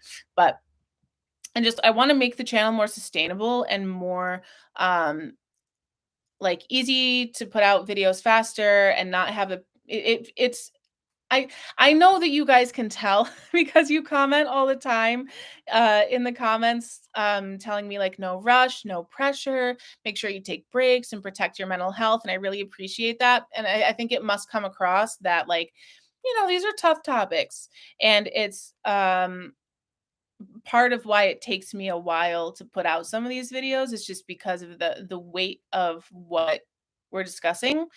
Um, and also because I wanna double and triple check what I'm saying, and even then, I still get stuff wrong. So, part of it is, like, me satisfying my own perfectionism, but still, like, trying to look back through and find the things that I know I'm missing and that I wanna try to find before I publish the video, but inevitably I don't.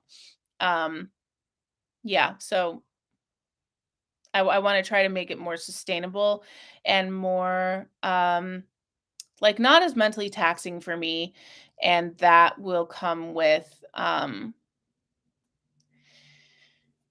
hopefully like meaning like when I get to that place I'll be able to release more videos more often. Hopefully maybe 2 videos a month instead of 1 a month or something like that, who knows. Um and then oh, what would be the happiest moment of my life? I was thinking about this before because I saw this question in advance. I don't have a great memory of anything.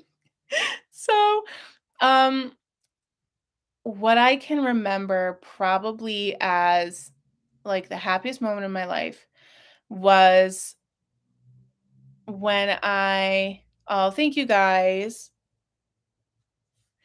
Um, thank you guys. I appreciate it. Um, so I went to school for musical theater, like I described, and I kind of discovered during my junior year of college that I liked performing, but, like, I loved directing, and a lot of what I had been doing in my life when it came to theater was, like, I would have my friends put on plays and skits and stuff, but I felt like I was teaching them how to act, which is because I went to artsy schools and stuff growing up because in my it was still a public school, but I got into a magnet school when I was in middle school. It was like a magnet arts school, whatever. I I grew up in a like in a poor town, but we magneted into a decent whatever. Moral of the story. It was artsy. So I was more exposed to there's a my hair. Okay. I was more exposed to theater growing up than most kids would be. So I was like trying to teach my friends how to act. And that action of like teaching people about acting really was me directing them. Magnet school is when there's a school in a town, but there's a certain percentage of the population of the students that has to come from surrounding towns. It's usually an effort to increase diversity. So, like the way that I described that also was like wrong. I lived in an urban town that was diverse, and so I got accepted into this magnet school, but also I think 40% of our student body had to be from the white suburbs around, basically, that were all like rich kids, rich white kids, and pulling them into the school, um, basically so that they could experience what it was like to be in a diverse environment, and kind of grow a little more well-roundedly. Um, so like that's the idea with that. Yeah, yeah, yeah, public school for the performing arts. Oh no. Oh, yeah, yeah, yeah, yeah, yeah, yeah, yeah. Drama program was a popularity contest. Yeah. I could go on, but Vivian, you and I get each other, I'm pretty sure. Um, so I went to school for um I went to college for musical theater. I discovered I was more into directing than acting. In my junior year of college, I took a directing class, got a good grade. People liked my show that I put on. I started doing a little more directing, but especially in my senior year, I participated in the Kennedy Center American College Theater Festival, KCACTF, which is moderately a big deal, but, like, not really, because it's a college level thing, so it's like, if you don't know about it, then you don't care about it. Um, but, to theater kids, it's a big deal. Um, I went for directing. Um, I hate talking about this because I sound like an ass, but but it's true and it is happy. I because I didn't do well socially in school and in college. I think that I always felt like if I, because this is how they always show it in TV shows, like if you win some kind of an accomplishment, then all of a sudden everybody's your friend. So when I was in college and I was a senior and I was in this contest and I was in for directing, and then I won at the state level.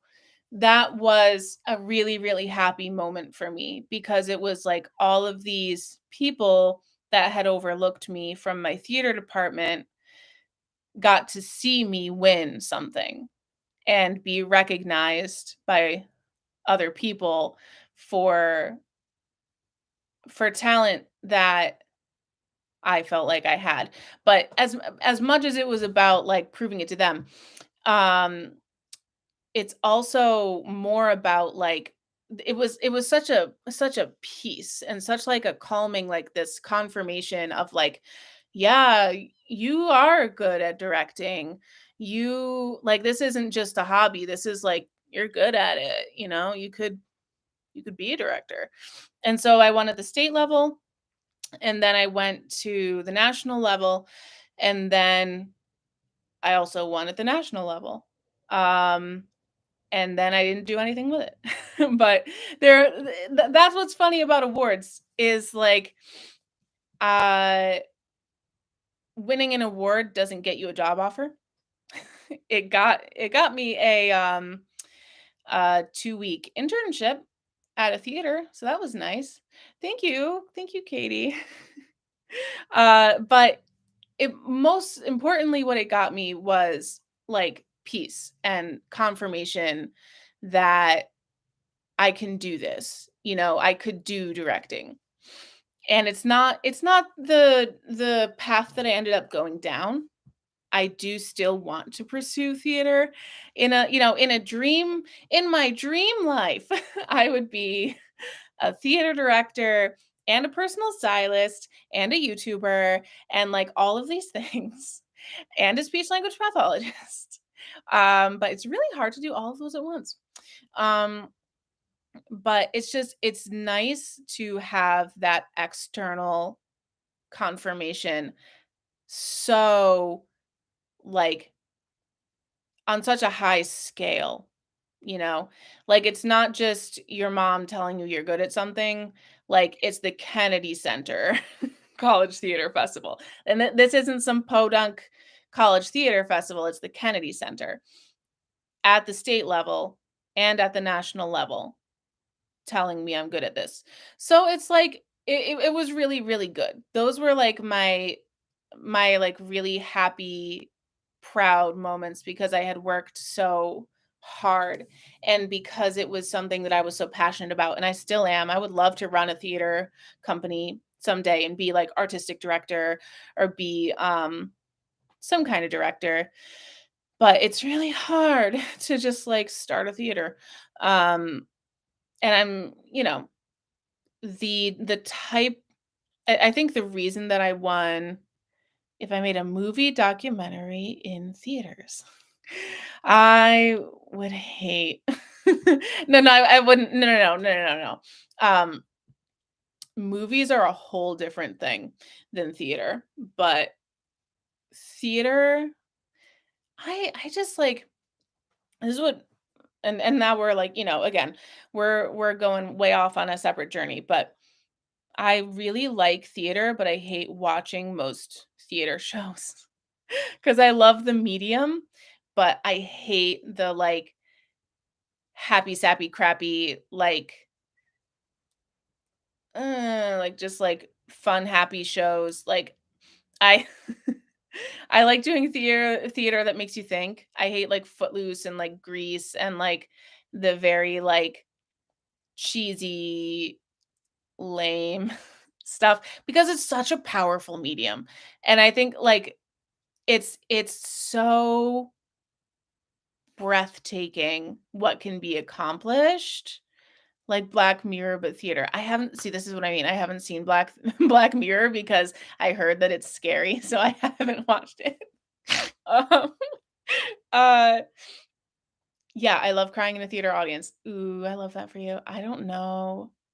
I oh, I I've cried I've cried at a show, but it's very rare for me because this is what I was describing before about, like, I can't watch fashion channels because I'm sitting there thinking about what I would be saying about the clothing or whatever. When I'm watching theater, I sometimes like, big, it's a big barrier to reach over for me to actually be taken into the show and not be sitting there thinking like, "Ooh, what's that light design and the sound levels and I heard that blah, blah, blah," and, like, have that going on in my head. Um, so yeah, I would love to have yeah. So, yeah, I think that theater is super powerful and people just don't use it as well as they could, or if they do, they use it sometimes, like, just too I don't know. I don't know how to describe it right, but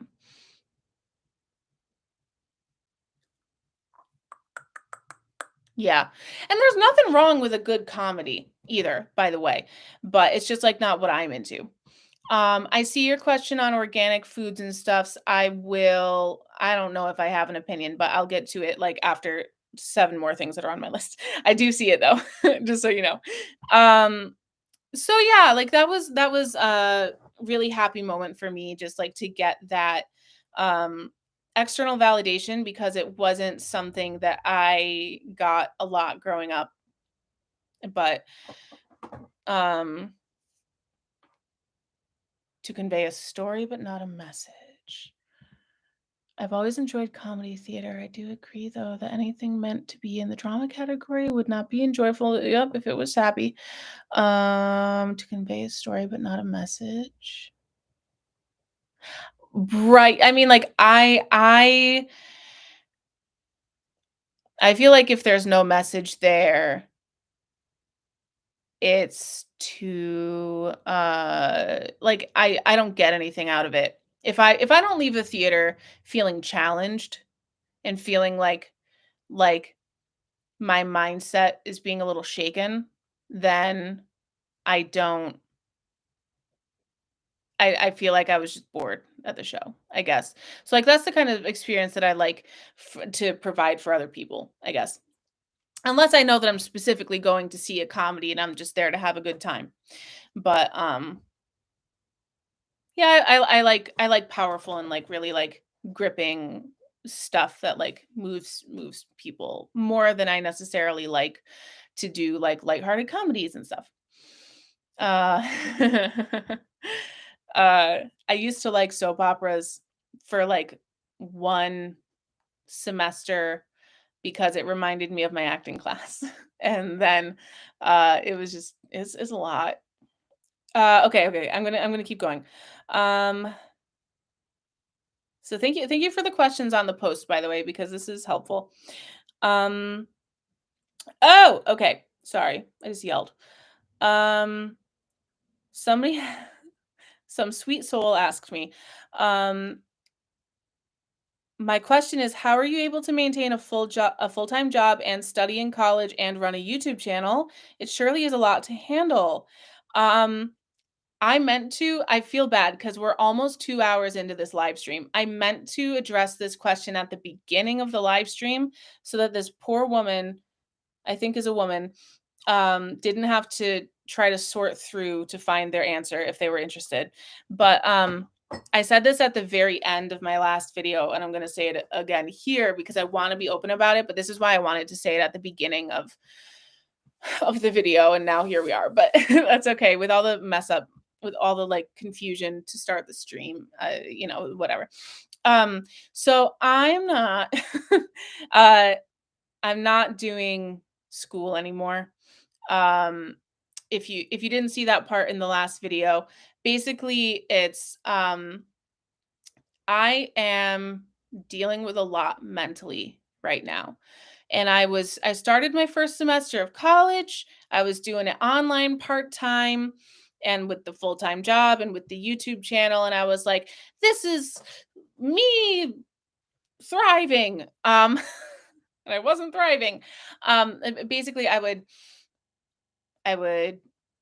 do my assignment. First of all, I had teachers who I had 2 classes. One was great, very easy to balance with everything else going on in my life. The second one thought that it was the only commitment that I had in my life, and, my entire purpose as a human was to do their assignments, and it was very obnoxious. So it was hard to balance, but also, um, I was very much learning for the test, and I could feel myself absorbing information, spitting it out on the test, and then like it vanished from my brain. And so I was in this like information overload state, and yeah. It is a lot.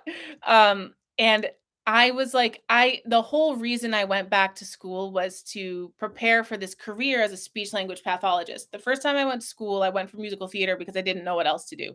This time I had a very specific goal.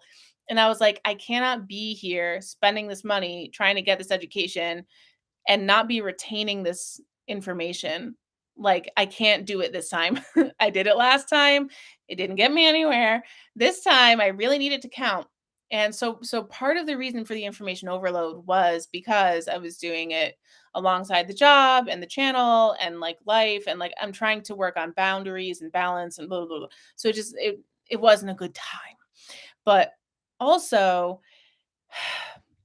I've mentioned a couple times tonight about my diagnostic process that I'm going through. I don't know how to describe this other than just like I need a diagnosis so fucking fast, and I need to get my brain fixed now because I have felt over the past 6 months such a weird like mental emptiness that I've never felt before, in a way of like I so last year during 2021, the whole calendar year pretty much, I was working with a nonprofit volunteering uh, on the social media team for an autism nonprofit. So I was learning a lot about autism through the process. And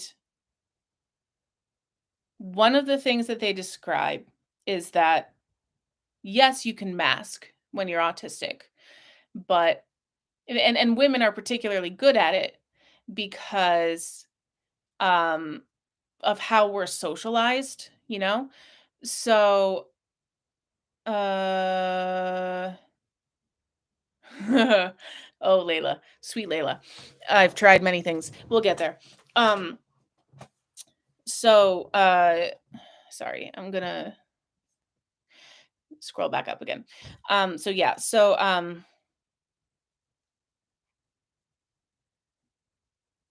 yeah, learning a lot about autism. You can mask to an extent for a very long time. It's women are good at it because we are socialized differently than men, and but eventually you hit a limit. And I feel like my brain has hit a limit that it cannot go past. And I don't know if I'm autistic. I'm open to all diagnoses. I don't care what I end up being, diagnosed as or not diagnosed or whatever. But all I know for sure is my brain feels like a bowl that has been completely drained, and it used to hold so much. And now it is empty. But it's also this feeling of as if I was being like pressed against a wall by a big old boulder, and I'm stuck back there, and I'm just like it's like that this like pressure feeling that like I can't move. This is when I'm trying to do anything executive functioning wise. Anytime I'm trying to make a plan, make a decision, organize something new, um, write a video, script. Anytime I'm trying to do something that requires like engaging the prefrontal cortex, it feels like it's a piece of styrofoam rather than a piece of my brain that can function. Uh, it's a very, like it's a tactile sensation. It's so weird because, like, you can't feel your brain, right? That's not a thing. But I feel my head just always feels so different than it used to even just a year ago. So I'm just like, I know that I've got some shit going on, and I know that I cannot move forward in my life until I get properly diagnosed, because the first time I was diagnosed was very informal, to be honest, and then get properly treated. If it's autism, it's not like medicatable, but at least then I'll know. And then that'll bring me some peace. And just having peace helps lowers the anxiety, But just to know, treat what I can treat, cope with what I can't treat, you know. And then there are so many things I want to do. And, like, the success of this channel has been so inspiring through the past few months while I've been really struggling with this feeling of, like I said, this just like being like stuck against a wall, held behind a boulder, like incapable of moving, and just feeling this like pressed, like feeling. I hope that that communicates to you guys, but that's how it feels to me when I just try to do anything. And I'm exhausted all the time. I have, anxiety all the time, depression all the time and stuff. But it is so, like, for a moment when I was going back to school to do SLP, a part of that went away, and like a part of my brain was kind of like reignited and was like, "Ooh, we're on a new mission. We're moving toward a new goal." But that's where it came to, like, I didn't have the energy that I needed. Like, I was at my limit. I was burnt out. As much as I wanted to, go down this new life path full of energy and excitement, I was at mental overload. It wasn't going to happen. Um and moving forward, anything that I wanna do kinda isn't gonna happen until I get my diagnosis and treatment underway, and that's with, this channel as well. Like, I can only do so much before, the diagnosis and treatment really starts and evens out, because if my experience with ADHD meds is similar to whatever I end up taking, it takes a while before you find the right meds. For a while, my ADHD meds uh just caused me a lot of like emotional side effects that I wasn't prepared for and didn't really know how to handle, and that was weird, and so that was part of stuff. And so I'm hoping that whatever, a few months from now after my diagnostics, whatever medication I end up doing is easier to just adjust to, but we'll see, who knows. Um so I'm not doing school. And I'm also trying to rearrange what I'm doing at my day job so that it's more manageable and more balanceable with YouTube, but also with, like, I need to be able to go to the doctor. I need to be able to go to therapy. I need to make time in my schedule for these things so that I can stop, like, feeling this way, because what's the point of having a job? What is the point of working for a living if this is what life feels like? You know? It It doesn't feel right. It feels it just it where I'm at right now just like fucking sucks. But at the same time, I don't say that to say like, "Oh, this channel is so hard on me because what," like honestly, this channel is a bright and shining spot among all of that other stuff. Like this has been such an encouragement to me. I want you guys to know. Um and I am so grateful for all of you, especially those of you like you're going the extra step to become patrons. I'm like brand new here and you're giving me money and I'm like, "Oh my god." I wasn't expecting to get any patrons. I wasn't expecting to hit 5,000 subs. I wasn't expecting to have 15 people still here watching after I've been rambling for 2 hours. I wasn't expecting to have this happen, and it's been so cool and so like what I needed, because this is opportunity for me to go down this path that I've been, kind of hoping for since 2019, but not really sure how it would ever work. And like I think regardless of what my diagnosis ends up being, I feel better and I do better when I am my own boss. So if the time comes that I can make YouTube my financial support, I think that would help with my mental health. I think that would be good for me. And so that is like the ultimate goal, but it's going to be a journey. So yeah, this all goes back to somebody saying, "How do you balance it all?" I don't. I am not doing school. I am trying to work fewer hours and I am not doing great, but I am working on it.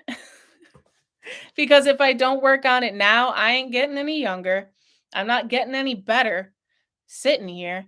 And I've realized that I have put my mental health on the back burner for longer than I should have.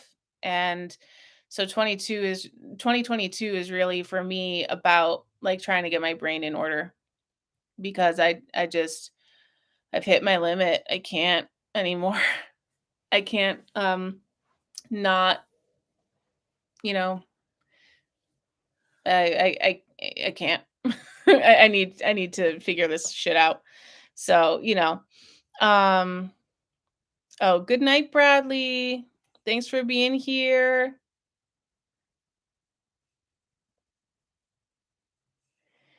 I recently got diagnosed with autism as well, and it's so annoying because most of my bad habits surrounding my autism are ingrained in my everyday life and are so hard to change. Oh, Vivian. Oh, you said you're from Australia, Vivian.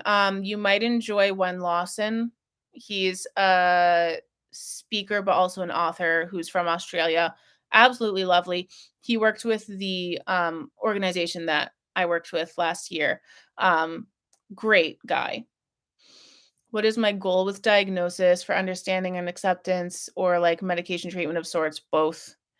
Treat what can be treated and cope with what can't be treated. I just want to feel better.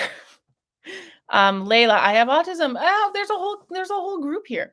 I've been diagnosed with it for years, and I understand that feeling. It's very, very hard to actually start, but like when you're already doing it, then it's hard to stop doing it too. It's unfortunately so common for women to get diagnoses in post-secondary. Sorry. Because we end up so overwhelmed and not able to function. Yes, I'm like burnt out at a degree that I have never knew I could be burnt out at. If a woman has autism, they always have more skeptics. Ooh, yeah, I've seen that shit. Yeah. If the thing itself is untreatable, then the goal goes to treat the side effects and cope with everything else. Yeah, IMO. Yeah, yeah, yeah, yeah, yeah. It's very validating though. Like at my last therapist appointment, I mentioned when my plans are messed up or something is canceled, I feel so lost and my brain is foggy. Yes. And she said that that's actually a really common thing in ADHD. Yes. I heard a lot about there's a lot of comorbidity with autism and ADHD. Similarly, I frequently get obsessed with a new thing and blow a bunch of money on it, and then 2 months or so later, I'm on to the next thing. Hello, hi, me. Hello. Um, Catero, I just started Adderall and I had a mental breakdown at work out of nowhere. Oh my god. Okay, so Catero, yes. Adderall was not good for me. Um, I take Vyvanse now, which is Adderall like plus something else that helps with the mood thing. But yes, I took Adderall and I had mental breakdowns at work. So this is why I know that people like to rag on Gabby Hanna.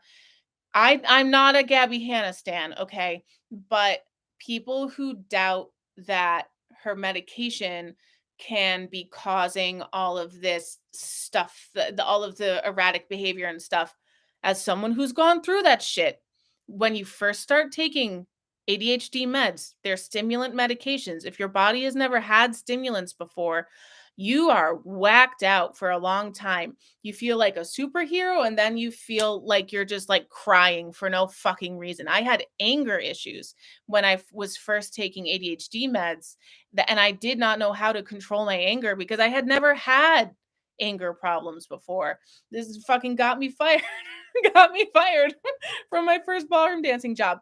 So I you know, reasons not excuses, but like just believe her when she says that ADHD meds are part of what makes her act a certain way. Okay.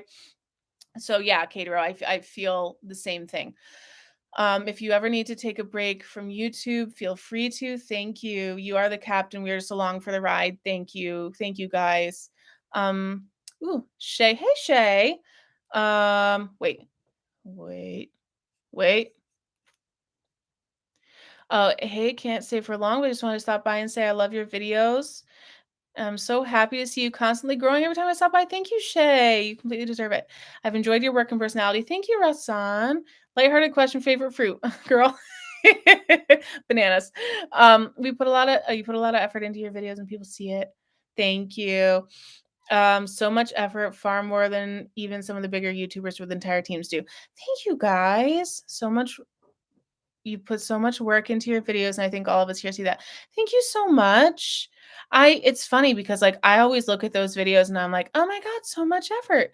But I think it's just that they have they have better memories than I do. This is why I put so much, like, work into stuff is because, like, I have no memory. So, if I see stuff if I see stuff happen I need to go back and double and triple check that I actually saw that thing happen and that I didn't like make it up or like that I remember every detail of it that other people can like remember.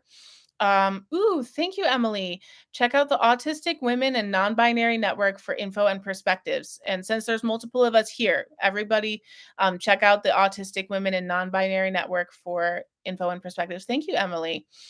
Definitely understand the working on it process. Yes. Vivian, I'll definitely check it out. Probably sounds like I think you're saying when.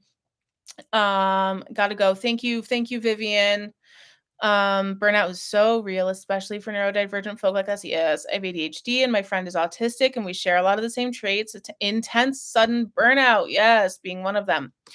It was weird because yes, it was weird because I was so energetic the first day, and then the day after I was crying at work. LMAO, yes, but I totally see it now. Yes, something about Adderall, man, and that's why like if Adderall is I don't know how long you've been using Adderall, but, like, if it's still, like, like this, consider Vyvanse, like, just talk to your doctor about it. I am not a psychiatrist, I am not telling you what to look at, but just in my experience, Vyvanse was easier it helped my emotions, because Vyvanse is a combination of Adderall plus something else, a couple of other things.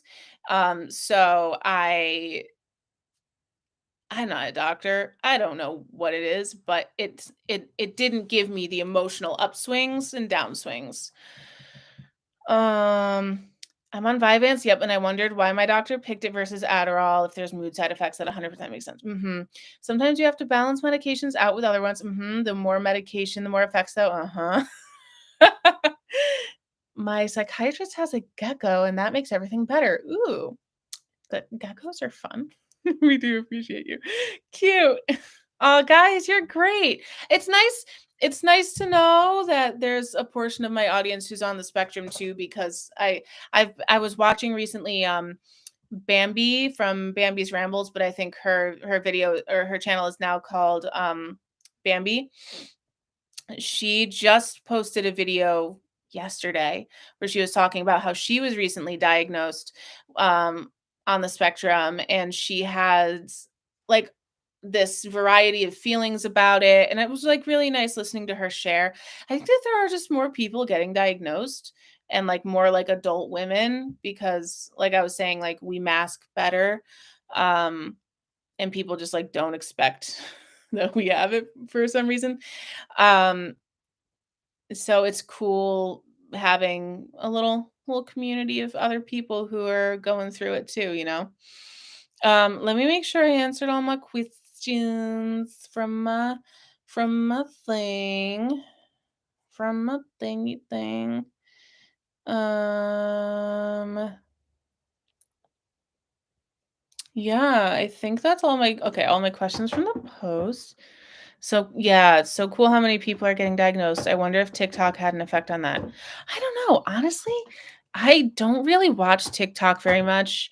Um, I got onto some weird TikTok algorithm where like right now, my For You page, every time I open it up, it's like a middle-aged woman telling a really sad story about some trauma in her life. And I'm like, what did I do to bring this upon myself?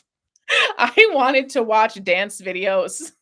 I I wanted to learn the Adele dance, and I never did it on camera because I kept procrastinating, and then the trend was over. Um, but, like, so I'm very reticent to open it up now, but, I it's good to hear that there's an autism community on TikTok.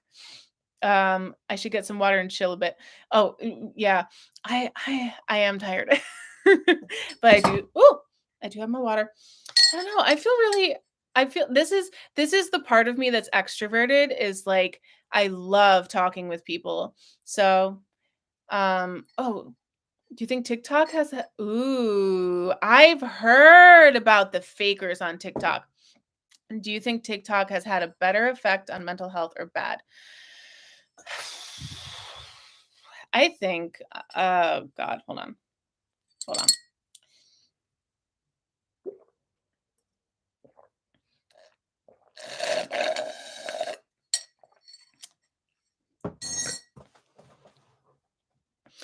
I think anytime something can get more awareness brought to it and more understanding and acceptance is a wonderful thing. And this is kind of like my uh, I don't remember who said it, but the savage optimism thing of like, yes, there are going to be those assholes who decide that for some reason they're going to put disabilities on like costumes and pretend that they know what this is. Yeah, people who've developed tics from Tourette TikTok. This is what I saw, is stories about this specifically with I don't know if it meant that if it was saying that they actually developed tics from Tourette TikTok, or that they were saying that they did but it was fake. Uh, there's always, there's always going to be liars and deceivers and fakers in the world, whether you're talking about disabilities or sexual assault stories, or like people just like saying things have happened to them that haven't happened. But for the most part, I have to believe that that's a very small percentage, and most of the rest of people are telling the truth. And so it's like, I, yeah, ticks are painful. Why would someone fake that? Oh, hey, Autism Acceptance Day is today. Yes, yes, yes. Um, they watched it so much that they actually developed it. That's fascinating. Like people with ticks, seeing ticks might trigger theirs. Well, I mean, if that's what's going on, is that watching Tourette TikTok is triggering people's tics, which, like, I need to look into this because it seems like a very interesting thing to make a video about. It's been in the back of my mind. Group psychosis. Yeah, that's fascinating. I kind of want to look into this. This is something I've been thinking about. Um, Shared psychosis. Okay. Oh, have a good night, Emily. Um, I want to like what? Hi. I started a sentence that didn't make any sense. Um, so if that's what's going on, that's where like people need to kind of know their boundaries and know their limits and establish their boundaries and be like, okay, I can't watch this stuff if it's triggering me, you know? Like I was saying with right now, I'm not really watching TikTok because I got on a weird algorithm of like middle-aged women sharing their trauma stories that I didn't ask for. So I just like don't really watch TikTok. And I'm gonna the next time I try to watch TikTok, I'm gonna deliberately like look up videos that are much more what I actually want to be seeing, but I have to like mentally prepare myself for what I'm gonna see along the way. um, but yeah, I'm gonna look into that. Tics and Tourette's like situation on TikTok because that's fascinating. Um, so that video might eventually come. I have a long list of videos that I want to make once this James Charles thing is over. Um, but yeah, ultimately, like raising awareness and raising people's understanding is the beneficial. Even if raising awareness means that people now are aware of shit that they can do to scam other people. Um, it's like the thing with like, yes, you can always look at that teeny tiny of my James videos. That's what I mean, Layla, the videos I'm making about James Charles. I don't think that there's current drama going on. Just I'm working on my series. Um with I